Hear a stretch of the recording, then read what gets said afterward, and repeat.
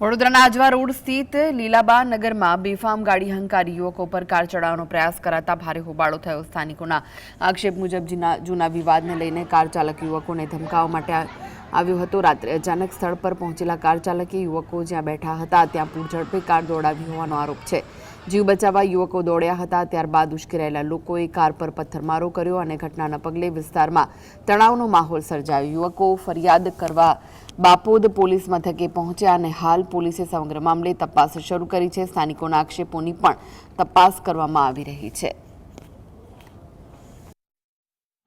કોમ્પ્રો કરી નાખેલો, જેથી પછી કરીને જે છોકરો સ્કોર્પિયો વાળો છે વારે ઘડીએ છોકરાઓને ધમક્યો અને એવું તેવું બધું હાલવા માટે આવતો હતો અને આજે બી એકદમ ઓછી તેનો આવી ગયો અને આ છોકરો જ્યાં બેસે છે ત્યાં આ ગાડી આવી એને સ્કોર્પિયો ચડાવતો, જેથી કરીને એ લોકો સ્કોર્પિયો પાછી આગળ જતી રહી તે છોકરાઓએ કંઈ એમના બચાવ માટે કંઈ પથ્થર માર્યો હશે।